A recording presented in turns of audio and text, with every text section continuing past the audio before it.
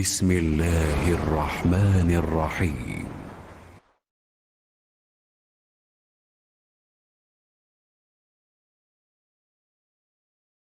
Xo'p, keyingi mavzuda qazo haqida gapiribdilar. Ramazon qazosini kechiktirish. Ya'ni masalan, ko'pincha ayollarda uchraydi bu narsa ham. Hayz ko'rib, yuqorida aytilgandek homilador bo'lib, emizikli bo'lib, ro'za tutmagandan keyin qazosini tutishga erinib yuraveradi. Endi shunda gohida qasddan qish kelsa tutib beraman deb qishga kechiktirish joiz bo'ladimi ro'zani qazosini? Yozda qiyin masalan. Aytayaptiki, aslida qazo favran tutilishi kerak. Ya'ni qodir bo'lgan zahoti birdan tutilishi kerak. Uzr ketdimi? Masalan, hayz bo'lsa hayz, nifos bo'lsa nifos, homilador bo'lsa homila, birdan tutish kerak. Uni sababsiz kechiktirish aslida joiz emas. Chunki insonni ro'zadan to'sib qoladigan xavflar bor. Masalan, yana kasal bo'lib qolishingiz mumkin. Shu bilan kelasi Ramazon kelib qolishi mumkin keyin. Yoki bir safarga ketib qolib, shu bilan yoki safarda yurib tutishga imkon bo'lmay qolishi mumkin. Yoki o'lib qolishingiz mumkin deyapti masalan, zimmangizda qolib ketadi. Xo'p, lekin aytaylik, shunga qaramay kechiktirsa, qishda tutib bersa, o'tadi ro'zaga baribir. Joiz bo'laveradi. Hech qachon Alloh haligi soatlab o'lchamaydi ro'zani. Ya'ni masalan, sen Ramazonda qazo qilganding, yozida Ramazon, o'shanda kunduzi 12 soat edi. Sen hozir qishda hiyla qilding. Qish kunduzi 6 soat vaqtida tutding. Endi qishdagi 2 kuning yozdagi 1 kunga o'tadi deb Alloh unaqangi soatlar, minutlar bilan hisob-kitob qilmaydi-da, ya'ni. Allohning rahmatidan bu. Aslida o'tadi, lekin kechiktirish yuqoridagi sabablar uchun joiz emas deyilyapti. Ya'ni e'tiborsizlik qilib uni qishgacha kechiktirib yurish. Kim bor, kim yo'q qishda buni inson zimmasida qolib ketib, Alloh huzurida ya'ni javobgar bo'lib qolishligi mumkin. Xo'p, endi kelasi Ramazondan ham kechiktirsa-chi? Ro'zasini tutmadi bitta ayol masalan. Kelasi Ramazon keldi hamki tutmadi. Kelasi Ramazonni tutdi-da, shu bilan qolib ketdi o'tgan yilgi Ramazonniki. Yoki yo'qda erkaklar bo'lsa ham. Aytayaptiki, mana shunda odam qattiq gunohkor bo'ladi. Unda inson qattiq gunohkor bo'ladi. Va ba'zi ulamolar so'zlarida mana Ibn Abbos, Ibn Umar, Abu Hurayra radhiyallohu anhu sahobalardan va imomlardan Imom Malik, Imom Ahmad, Imom Shofiy so'zlarida keyingi Ramazondan ham kechiktirib borsa, bir kuniga bir kun qazo tutishga qo'shimcha har bir kuniga bitta miskinni qonini to'yg'izadi. Bir mut bug'doy eng kamida beradi. Bir mut degani bir hovuch. Ikki kafti bilan to'ldirganda bir hovuch bug'doy yoki guruch masalan.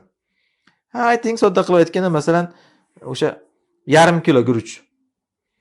Har bir kuniga o'sha keyingi Ramazondan kechiktirib olganligiga, qazosiga har bir kuniga ana shunchadan sadaqa qiladi. Bu qazoni soqit qilmaydi, shuni bilib olaylik.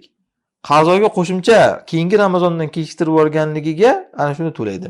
Bu yuqoridagi imomlar, Imom Malik, Shofiy, Ahmad va yuqoridagi sahobalar Ibn Abbos, Ibn Umar, Abu Hurayralarning so'zi. Hanafiy mazhabida bo'lsa, bu narsaga dalil yo'q deyishgan. Hanafiy mazhab ulamolari, ya'ni qazoga qo'shimcha keyingi yilni Ramazondan o'tkazib borsa, har kuniga bitta fidya berishligiga dalil yo'q deyishgan. Imom Buxoriy rahimahulloh Hanafiylarga qancha xilof bo'lsalar ham, lekin mana shu masalada Abu Hanifa rahimahullohning fikrlari bilan bir xil fatvo aytganlar Imom Buxoriy. Sahih Buxoriyda aytganlarki, bunga dalil yo'q deganlar.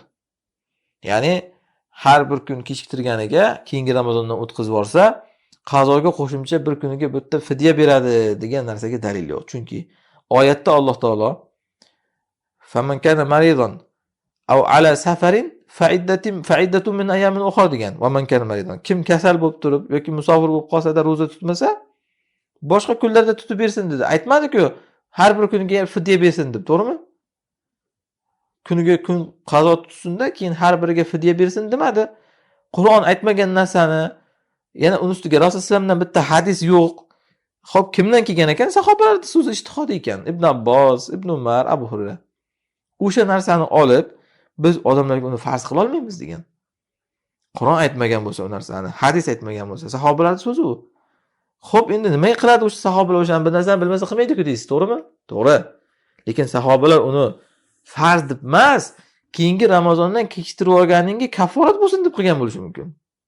Masalan, odam bitta gunoh qilib qo'ysa, o'sha yoki bir farzda e'tiborsizlik qilsa, salaf solihlarning odatiki, keyin shuni ketidan birdaniga savob ishni ko'paytirgan. Ehtimol Ibn Umar, Abu Hurayra, Ibn Abbos radhiyallohu anhumlar ham kim kechiktirib qo'ysa Ramazonning qazosini kelasi Ramazonga ham o'tib ketib qolsa, fidya bersin qazoga qo'shimcha deganda shuni nazarda tutgan. Atbi'is sayyi'atal hasanata tamhuha. Yomonlik qilib qo'ysang, keyindan bir yaxshilik qil, uni o'chiradi. Bu bir shar'iy vojib emas, balki o'sha e'tiborsizligi, gunohiga bu odamni bir yuvishlik uchun bir yo'l. Buni ya'ni farz deya olmaymiz. Xo'p, keyingi mavzu kasallik uchun qazoni bo'lib tutsa bo'ladimi? Bo'ladi.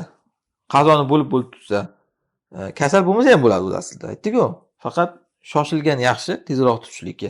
Keyin bir narsa bor, bu yerda o'rniga aytib o'tishimiz kerak. Masalan, ayollar ko'pincha shu narsaga e'tibor qilmaydi. Ma'lumki, Ramazondan keyin Shavvolda 6 kun ro'zasini tutish sunnat, to'g'rimi? O'shanda 1 yil ro'za tutgan bo'lasizlar deganlar Rasululloh sollallohu alayhi vasallam. Qanday qilib? Chunki bir hasanat 10 barobar qilib beriladi. 30 kun Ramazonning ro'zasi necha kun qilinadi? 300 kun qilib beriladi. Xo'p, Shavvoldan keyin 6 kun tutsang, Ramazondan keyin Shavvol oyida. Shunda 6 kunning 60 kun qilib beriladi. Natijada 360 kun ro'za tutgan bo'lasanmi? Ya'ni 1 yil ro'za tutgan bo'lasiz. Ana shunda xo'p, ayollar o'ylaydiki, Ramazonning qazosini qilib chiqib, Shavvoldan keyin haligi 6 kun tutib bersa bo'ldi deb o'ylaydi. Yo'q. Ramazonning qazosini birinchi tutish kerak. O'shanda bu ajr hosil bo'ladi ularga. Birinchi Ramazonning qazosini tutadi Shavvolda ichida. Keyin o'sha Shavvoldaga ulguratda qolgan Shavvoldan 6 kun ro'zani ham tutadi. Ana shunda yuqorida hadisda aytilgan ajrga ega bo'ladi. Aks holda u hadisda aytilgan ajrga ega bo'lmaydi. Chunki u 360 kuni hali to'lgan yo'q o'zi Ramazonning qazolari bor unda.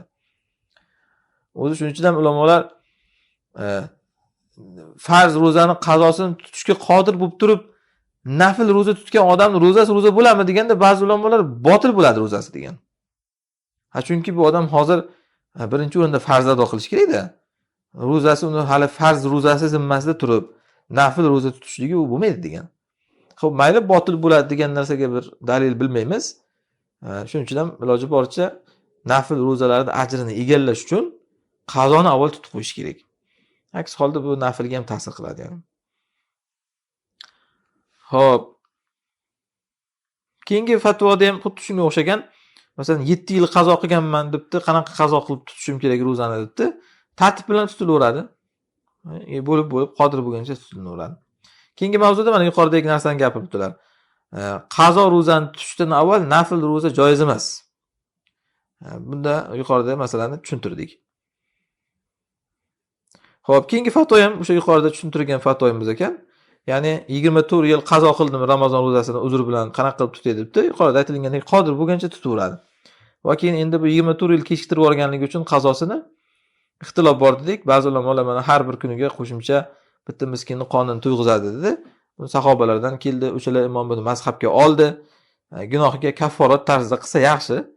Har bir kun qazosiga bitta miskinni qonini to'yg'izsa, lekin buni farz deb bo'lmaydi, chunki dalil yo'q.